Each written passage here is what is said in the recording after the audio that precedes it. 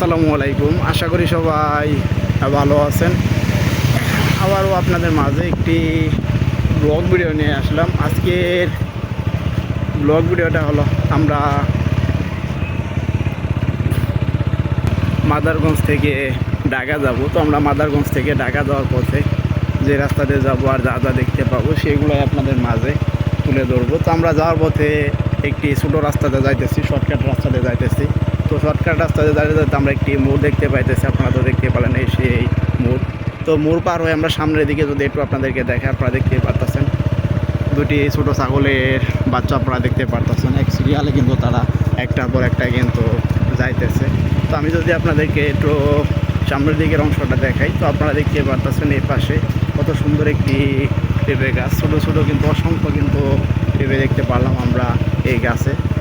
তো আমি যদি আপনাদেরকে একটু সামনের দিকের এই পাশের অংশটা দেখাই, আমরা দেখতে পারতেছি এই পাশে বিশাল উঁচু করে কিন্তু দেখতে পারতেছি অনেকগুলা কিন্তু মাটি তারা একসাথে করে কিন্তু রেখেছে।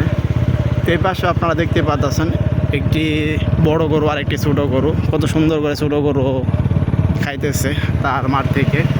তো এই পাশে আপনারা তো দেখতেই পারতেছেন একটি বাড়ি বাউন্ডারি আপনারা দেখতে পারতেছেন। বাউন্ডারিটা কিন্তু অনেক সুন্দর করে করেছে, তা তো আপনারা দেখতেই পারলেন। তো আমি যদি আপনাদেরকে একটু সামনের দিকের অংশটা দেখাই, তো রাস্তার এই পাশে আমরা দেখতে পারতেছি যে কত সুন্দর করে এক জাতীয় স্টিলের টিনের সাহায্যে কিন্তু আমরা দেখতে পারলাম যে তারা তাদের বাড়ির সাইডে একটি বেড়া তৈরি করেছে।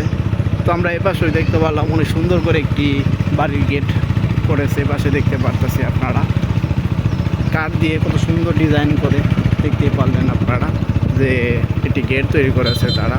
তো আপনারা এতক্ষণ পর্যন্ত যারা আমার ব্লগ চ্যানেলে ব্লগ ভিডিও দেখলেন তারা সবাই ভালো থাকবেন।